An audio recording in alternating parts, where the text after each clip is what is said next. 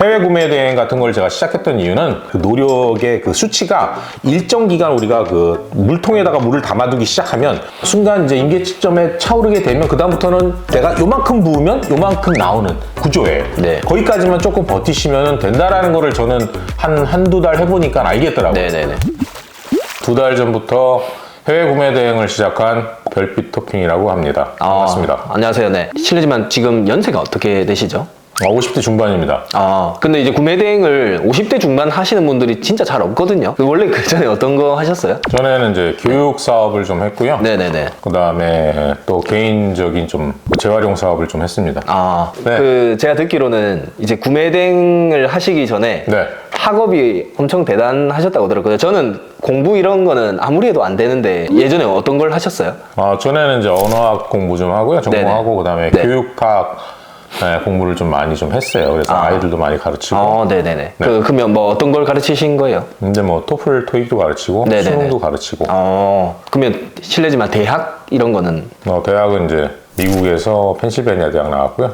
네. 그 다음에 하버드 대학원에서 교육학을 좀 공부했습니다. 하버드요? 네. 하버드 말로만 듣던? 네, 어렵지 않습니다. 그건 실제 네, 돈만 많이 내면 다 들어갈 수 있어요.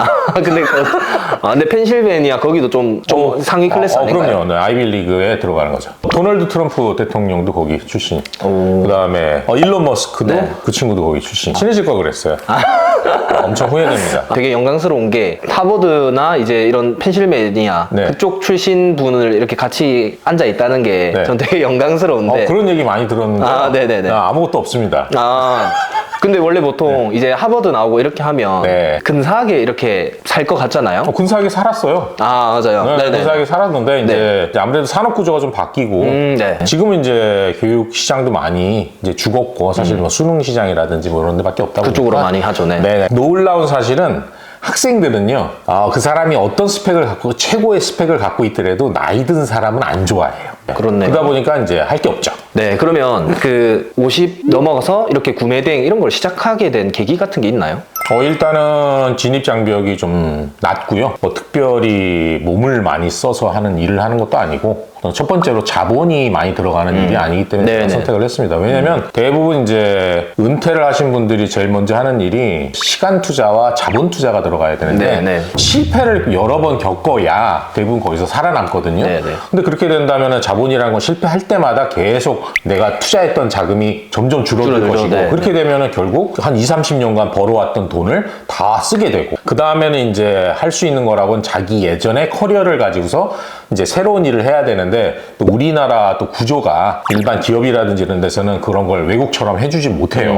최근에 이제 사연을 하나 받았는데 그분은 이제 50대 가장이시고 대학생 정도 되는 아들 둘을 다 하시더라고요. 근데 대기업을 퇴사하시고 막상 이제 돈 모아둔 것도 없고 뭘 해야 될지 모르겠다. 그래서 이제 정말 극단적인 생각까지도 하셨대요. 그런 사람들이 진짜 많다는 거죠. 막 저런 거 있잖아요. 우리가 개구리를 물통에다 넣고 끓이면 개구리가 이제 죽을 때까지 그 뜨거워지는 걸 못 느낀대잖아요. 그렇죠. 네. 그때가 바로 그 시점이에요. 저희가 딱 나오면 이제 당장 뭐 하지? 그전에는 바로 그 1년 전까지만 해도 나 정도면 뭐 나가서 뭘 못해. 이러한 마취 상태로 살아가게 되는 게 있어요. 그러면 이런 생각 때문에 노후 준비는 완전 별개로 생각하고 그렇죠. 해봐야 뭐 연금, 그다음 뭐 저축, 부동산 투자 뭐 있는데 지금 또 이자가 많이 올랐잖아요. 거기에 대한 또 스트레스가 또 상당하실 거고 또 이제 자녀분들이 있으신 분들은 이제 또 아이들 교육비라든지 생활비. 제가 40대 됐을 때는 이미 새로운 걸 해야 되겠다라고 생각을 했어요. 그래서 저는 좀 준비를 여러 가지를 했는데 사실상 막상 일을 그만두게 되면 그게 빨리 그게 전환이 안 되는 거예요.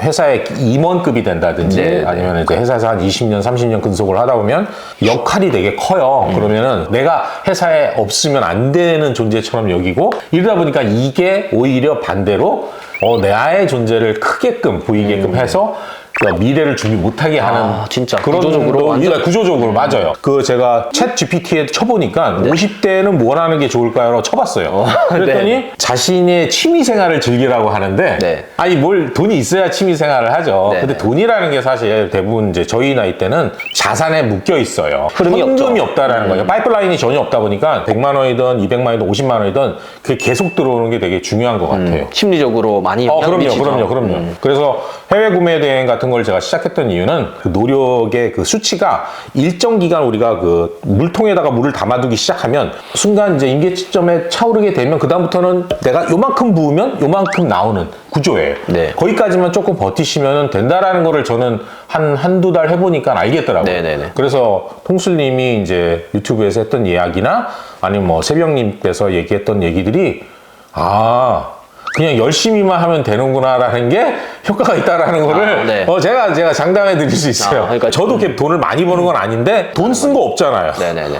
대부분 돈 벌려면 자본을 100을 투자하면 그 중에 10%, 7%만 나와도 되게 잘 나오는 거예요. 그렇죠, 맞아요. 이거는 그게 아니에요. 그냥 시간 투자. 그 다음에 뭐 약간의 건강관리 정도? 말씀드리고 싶은 거는 저희 이제 카페가 어쩌다 부업이잖아요. 그렇죠. 근데 그 부업이라는 게 사실 대부분 사람들은 하찮게 여겨요. 내 주업이 있는데 부업을 하면서 맞아요. 내가 도전한다. 어감 자체가. 그렇죠. 부업이다 보니까 나 망해도 돼. 사실 세상에 보면은 주력으로 자기가 업종을 하는 분보다 오히려 자기가 부업으로 하는 게 더 잘 되는 경우가 많잖아요. 부업이지만 내가 좀 충실히 좀 한다면은 바뀔 충분한 바뀔 수도 있고 그 부업이라는 뜻이 저는 사이드 잡이 아니라 부업의 약자는 부자가 되는 수업이다라고 저는 생각을 합니다. 네. 맞아요. 부업이라는 게 대부분 중도 포기하는 사람들이 난 이거 해보고 그냥 부업이니까 안 되면 다시 전업 가야지. 그런 마음 자체가 이걸 포기하기 쉽게 만드는 요소를 만들어버리는 거죠. 부자를 만들어주는 요소가 될 수 있겠다라고 생각을 해버리면 그 힘 자체가 또 달라지는 거죠. 그렇죠. 네. 그 하버드 들어갈 때보다 네. 지금 구매된 이 난이도를 비교하자면 어떤가요? 그 예전에 그 누구지? 공부가 제일 쉬웠어요. 그랬잖아요. 네네네네. 네, 돈 버는 게 전 제일 어렵습니다. 공부하는 게 오히려 더 쉬웠네요. 공부는 자기만 잘하면 돼요. 네. 운동이랑 공부랑 공통점이 제가 가르칠 때 했던 얘기가 있는데 절대 배신하지 않아요. 그러니까 매출도 마찬가지예요. 저희가 이걸 하면서 제가 느꼈던 게 뭐 상품 소싱은 어떻게 할까? 키워드는 어떻게 할까? 그 매출이 그만큼 증명하는 거예요. 내가 그 정도의 매출이 안 나왔다는 얘기는 내가 그만큼 노력을 안 한 거예요. 좀 신경을 좀 많이 쓰고 다양하게 좀 공부도 하면서 연구를 좀 해야 매출이 많이 오른다고 생각하고요. 또 놀라운 사실 하나를 제가 알게 됐는데요. 딴 건 아니고 이상하게 제가 상품 소싱하고 뭐하고 업로드를 많이 한 날은 그 다음날 많이 들어와요, 주문이. 네네. 근데 제가 잠깐 뭐 이제 약간 소홀히 한다든지 아니면 다른 거를 이제 찾아본다든지 하면서 시간을 보내는 날은 그 다음날이 좀 저조해요. 하늘이 보고 계신 것 같습니다. 정성이 빠지면 그게 진짜 영향을 미쳐요. 그죠? 네, 어떤 업이든. 은퇴하신 분들이 또 착각하고 계신 분들이 또 부분이 하나가 있어요. 뭐냐면 저희 세대는 저도 그렇지만 돈을 너무 쉽게 벌었어요. 내가 먼저 선두에 나가면 제가 그냥 그거를 차지하는 거예요. 지금은 아니에요. 지금 바뀌는 산업 구조에 편승하지 않으면 저는 반드시 큰 재난이 올 거라고 저는 장담합니다. 노스트라다무스는 아니지만 국내 대행 같은 경우는 다양한 걸 배울 수가 있더라고요, 제가. 온라인 그냥 물건 판다라는 그냥 장사꾼의 개념에서 벗어나서 다른 세상에서 조금 살아보고 싶다라는 생각이 들어서. 전 또 이제 궁금한 게 어떻게 보면 뭐 매출 이런 걸 떠나서 하루하루 이제 업무량 자체를 봤을 때 엄청나게 많이 하시잖아요. 근데 공부도 어떻게 보면 엄청난 양을 했잖아요. 그렇죠. 하루 일을 오랫동안 하는 그런 방법이 있나요? 제가 하루에 일단 4시부터 작업하고요. 그 다음에 아침 먹고 상품 소싱하고 그러다 보면은 한 상품 소싱이 한 5시간 정도. 초창기에는 한 7시간 정도 걸렸어요. 왜냐면 한 지 얼마 안 됐으니까. 그렇죠. 그래서 업로드 하는데 한 5시간 정도? 그래서 한 10시간 정도. 대신 이제 중간에 또 다른 것도 이제 찾아보고 하다 보면은 보통 한 15시간 정도는 일을 해요. 장난 아닌데요? 집중력이 근데 어떻게 그게 유지가 되는 방법이 있나요? 옛날 사람들이 집중력이 좋아요. 적극 추천하는 이유가 뭐냐면 옛날 분들은 참는 능력이 굉장히 좋아요. 뭐 이미 이 체득화되어 있기 때문에 그거 버티는 거는 좀 잘합니다. 근데 이제 그 기간을 제가 말씀드리면 한 달 정도를 그 기간을 가지시면 거기서 반 정도는 시간이 줄어들어요. 왜 그게 되냐? 복잡하지가 않은 구조라서 그래요. 해외 구매 대행이라는 게 사실 물건을 우리가 연결을 해주는 일종의 대행사잖아요. 근데 그 구조가 어렵진 않아요. 저 같은 경우에는 이제 주문 처리를 한다든지 소싱을 한다든지 그 외에 이제 CS를 어떻게 하는 건지를 매뉴얼을 좀 만들어 놨어요. 거기에 맞춰가지고 매일매일 일기도 쓰고. 진짜요? 그럼요. 일단 소싱하는 것도 매번 적어서 계속 바뀌는 구조대로 계속 하다 보면 좋은 방법이 나옵니다. 혹시 사무실이 어딘가요? 저쪽에 있습니다. 같이 와, 하버드 이제 대학 나오신 분의 서재 사무실을 왔네요. 소재는 아니고요. 네네. 아, 이게 엄청 높아요, 지금. 네, 앉아있다 보면은 허리가 되게 아파요. 아, 네. 앉았다 일어났다 앉았다 일어났다. 네. 그 강추입니다. 일반 기본적으로는 컴퓨터는 모니터를 3개를 띄워놓고요. 이쪽에서 주문 처리 좀 하고, 네. 그다음에 여기서 이제 소싱하고, 그다음에 이제 다른 것들 관리하고 있습니다. 아, 그럼 이렇게 모니터 3개를 있는 이유는 어떤 거예요? 아, 왜냐면은 지금 저희가 상품 소싱이라든지 아니면 업로드 할 때 이게 한 창에서 여러 가지 단축키를 사용해서 하다 보면은 느려요. 창을 한 대여섯 개 정도를 이렇게 분할해서 윈도우 11은 그게 가능합니다. 여기서 이제 작업을 하다 보면은 빨리 할 수 있죠. 그다음 그때그때마다 이제 메모도 해놓고, 그다음에 이제 초창기에는 저는 이제 통슬님 강의 들으면서 이렇게 만들었어요. 프로세스를요? 네, 그렇죠. 아, 왜냐면 네. 기억이 안 나니까. 아, 네. 이거 요약을 한 거네요? 그렇죠. 요약을 하다가 이제 한 달이 지나니까 요것도 이제 귀찮은 거예요. 그래서 요렇게. 체크리스트인가요? 체크리스트. 아. 그러니까 여러 가지 주문이 들어왔을 때 내가 처리할 수 있는 것들을 네. 이렇게 이제 마켓별로 잘 이렇게 정리해 놓고, 요거는 이제 앉아서 고개만 돌리면 내가 그렇죠. 꺼낼 필요가 없죠. 그렇죠. 네. 그날 노트를 정리해서 네. 뭐 주문 들어왔던 것뿐만 아니라 내가 소싱하는 거라든지 키워드라든지 작업했던 것들을 계속해서 백업하면서, 왜냐면 기록으로 남겨놔야지 전에 이런 방식이 안 좋았구나라는 것도 좀 기록이 되니까요. 그렇게 일지를 쓰고 있습니다. 네, 일지 쓰고 그다음에 작업할 일들 이렇게 캘린더로 이렇게 좀 정리를 해놓고. 위클리 플래너죠. 이번 주에 할 거. 이런 건 이제 전화해줘야 될 사람들. 어떤 전화를 하나요? 주로 이제 뭐 저희가 통관번호 받는다든지. 네. 특히 이제 저 같은 나이가 좀 있는 사람들은 이제 CS 같은 거에 굉장히 유리하다라고 봐요. 어떤 부분에서요? 최근 느꼈던 게 네. 젊은 MZ 세대 같은 경우에는 이 전화하시는 걸 되게 싫어한다고 그러더라고요. 그렇죠, 네. 저는 무조건 전화. 편하세요? 그렇죠. 딱 주문 들어오면 전화. 저쪽에서 먼저 당황합니다. 그러면 요럴 때 이제 기선을 제압해서 네. 뭐 하나라도 더 팔 수 있게. 네, 요것도 기술이에요. 동네가 이쪽이면 그쪽 동네를 또 먼저 리서치를 해요. 네. 그다음에 거기 이제 뭐뭐에 대해서 이제 공감대를 형성할 만한 뭔가 아이템을 찾아서 좀 얘기를 좀 나눠보고, 네네. 이런 식으로 하다 보면은 좀 친해집니다. 이게 어떻게 보면 오프라인에서 많이 하시다 보니까 네. 이런 게 거리낌이 없으신 거네요. 그렇죠. 그럼 이제 시작하신 지 얼마 안 되셨는데 네네. 최근의 성과는 좀 어땠어요? 최근의 성과는 제가 2월 달 한 달 정도는 제가 매출이 한 300은 좀 넘었는데요. 네. 지금 3월 중순이죠? 중순인데 중순 되기 전에 그거를 이미 달성을 했고요. 네네. 네, 현실적으로는 가능하다라는 거. 근데 월 1000이 금방 되시는 분들도 계시지만은 매출이. 근데 저 같은 경우에는 거기까지는 못 가더라도 제 생각에는 한 700에서 1000 사이 가지는 않을까 생각됩니다. 네. 그러면 이제 그렇게 어떻게 보면 한 달 만에 지난 한 달 매출을 이제 보름 동안 뛰어넘었잖아요. 네네. 어떻게 소싱했을 때 이렇게 했으니까 좀 팔리는 것 같다라는 뭐 방법이 있나요? 최근에 하시는 방법이? 사냥을 할 때 이제 덫을 많이 깔아놓는 거랑 비슷합니다.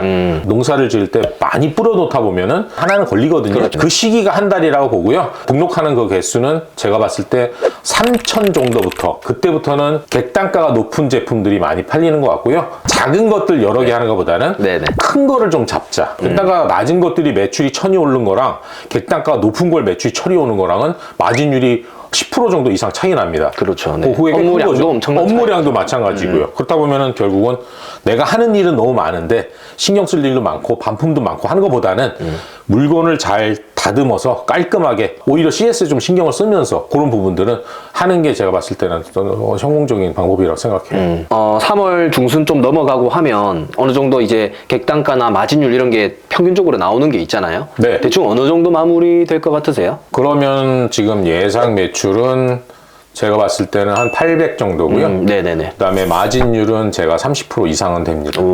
와, 그러면은 그래도 200 중반대 정도는 가는 거잖아요. 그렇죠.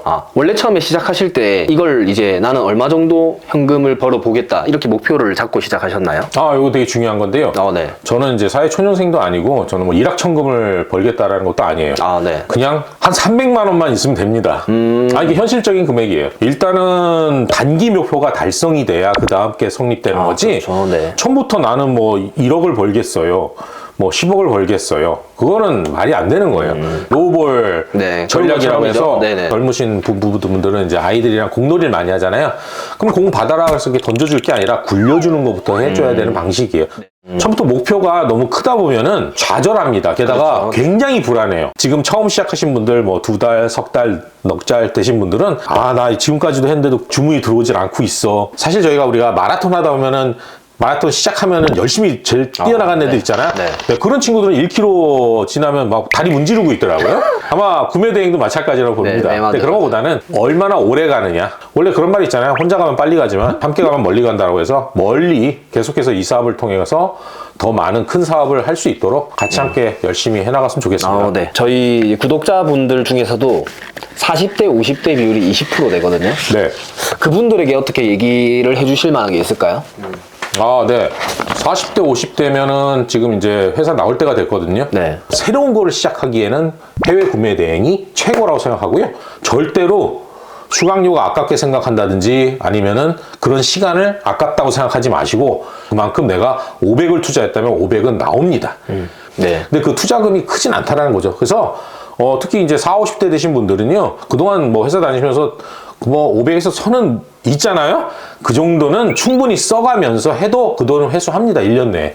네, 저는 그렇다고 봐요. 안 되면 대출을 받아서라도 신용대출이라도 받아서라도 일단 돈을 투자를 하세요. 그런 다음에 새롭게 시작하셔도 그 돈은 아깝지 않아요. 네, 저는 그걸 좀 말씀드리고 싶어요. 네. 그래서 저는 이제 오늘 여기 이제 별빛님을 모신 이유가 이제 저는 원래 약간 그런 생각 했었거든요. 네. 한 번씩 저한테 나이 이제 50인데 컴퓨터 못하는데 해도 될까요? 이제 그렇게 문의 왔을 때 저는 처음에 좀 힘들지 않을까요? 이렇게 하면서 살짝 그 강의 들어도 혹시나 강의비 날릴까봐 네. 거절을 했었거든요. 네네네. 근데 막상 이렇게 이제 저희 스파르타 할 때 있잖아요. 네네네. 성과 좋은 분들이 그런 분들이에요. 네. 네, 상위 5% 보면 거의 다 40대, 50대 이상이신 분들. 네네네. 컴퓨터 오히려 못 하시는 분들이 성과가 항상 제일 좋더라고요. 제가 수강생분들 중에 거의 한 60 넘으신 분도 뵀었거든요. 네네네. 근데 그분들도 잘 하셔가지고, 네. 그리고 이제 별빛님이 또 얘기해 주시고 싶은 게 또 있다 하셔서 이걸 좀 모셔봤습니다. 컴퓨터를 잘할 필요는 없고요.